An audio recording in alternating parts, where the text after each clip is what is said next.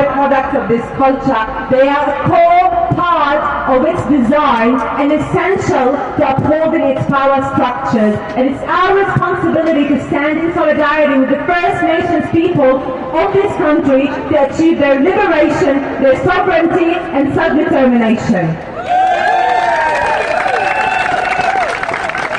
This land always was, always will be Aboriginal land, and the spirit of First Nations warriors lives on.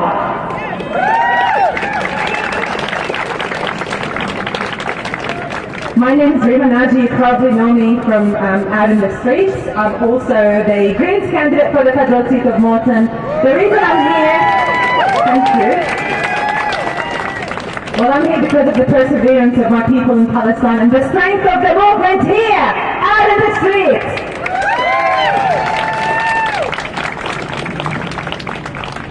Look, somewhere around the world, a child is searching for a clean drop of water. Another one is wailing the loss of their parents and their entire families.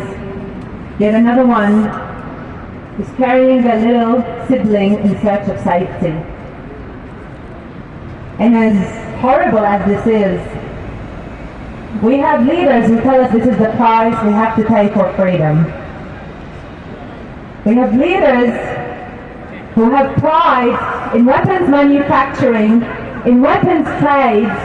Those are the same weapons that shred the bodies of innocent men, women and children, and they tell us that this is the price we have to pay for freedom. This is a blatant lie. This is the price of imperialism.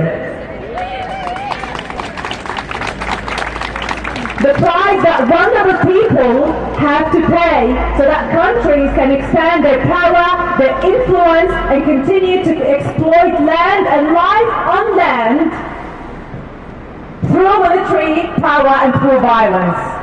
This is imperialism. The price paid for imperialism is measured by the lives of innocent men, women and children. The price of imperialism is the demise of our social structure, our social cohesion and humanity. The price we have to pay for imperialism is selfishness, it's superiority and racism. It's looking at a refugee fleeing worlds of death and then demonize them because we think we're safer without them. But look at us. Look at all of us here. We're artists, we're educators, health workers, journalists, parents. We're a functioning ecosystem, and we must make this world a better place.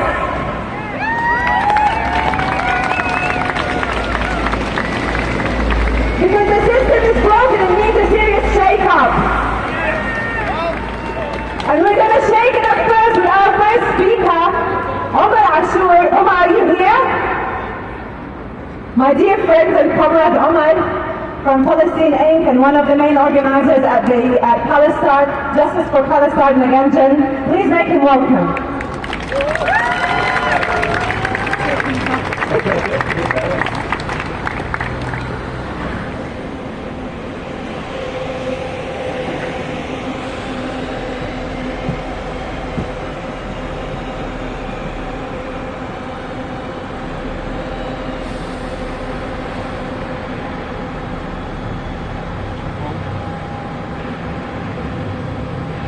Hello. As always, we start with acknowledging the traditional owners of the land. We stand on the Yagara and Turrbal people. We pay our respects to the elders, past, present, and emerging. And we acknowledge that they too went through a regime of genocide and ethnic cleansing, and they too are still struggling until today because someone decided to consider them less deserving of ownership of this land. A few hours ago, an Ahli Arab Baptist hospital was bombed by Israeli weapons of genocide, the Air Force. I don't know the number of casualties or if there are any.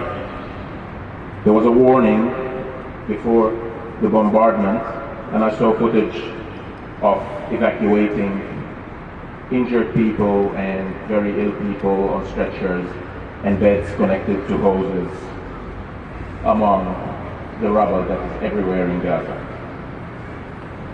First bombing of this hospital was on the 17th of October 23, with hundreds of casualties.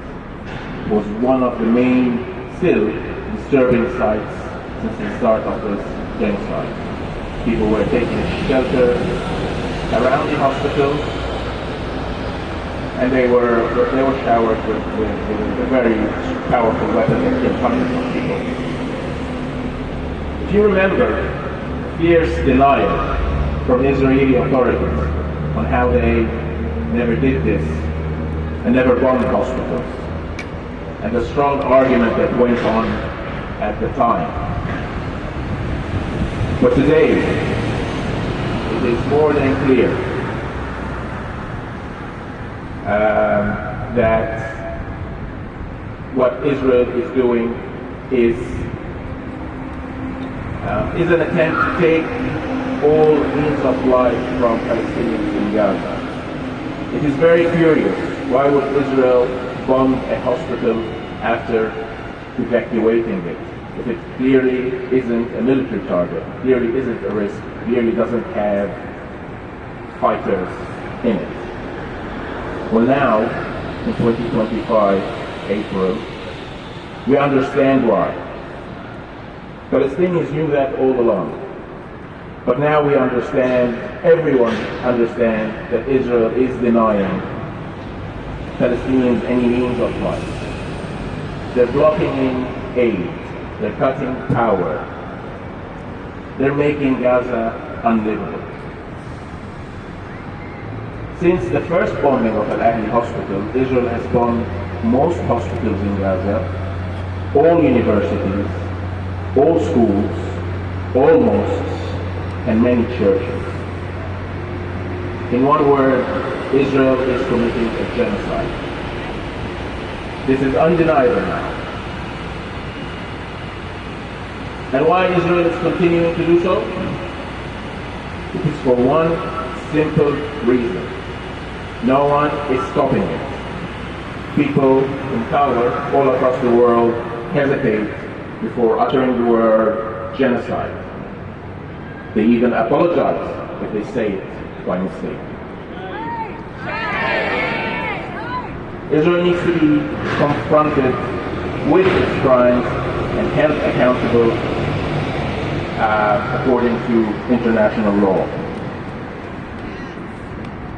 And maybe today, Palm Sunday, is a chance to remember some of the values Jesus has taught humanity, and maybe to inspire us during this struggle. Jesus made the journey to Jerusalem on Palm Sunday with a clear understanding of the potential dangers and the ultimate sacrifice he was about to undergo. His actions were not naive, but rather courageous, and a purposeful step towards fulfilling what he believed to be his divine mission. Jesus also stood up to the religious authorities at the time and criticized the actions done in the temple. It was a direct challenge to both the religious establishment and the Roman rule, colonizing Roman rule, I have to say.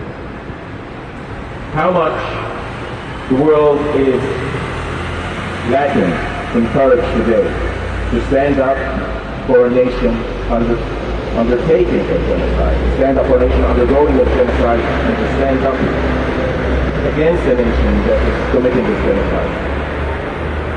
I understand that people in power are using their positions of power to suppress the pro-Palestine, anti-war movement. Even by weaponizing one of the worst forms of racism humanity has ever come up with, anti-Semitism. All to avoid the glaring sun of truth that there is a genocide ongoing in Gaza, and Israel is committing this genocide with American weapons and with international political cover. To these people in power, I say, where is Caesar or Judas or Pilatus right now?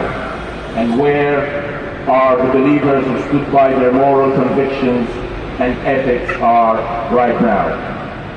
And to us, I say, keep strong. It may take time, but these seeds will soon bloom all across the world.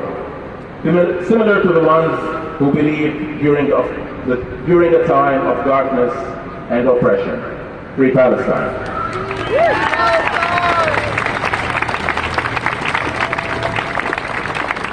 Thank you, Ahmed. And honestly, why only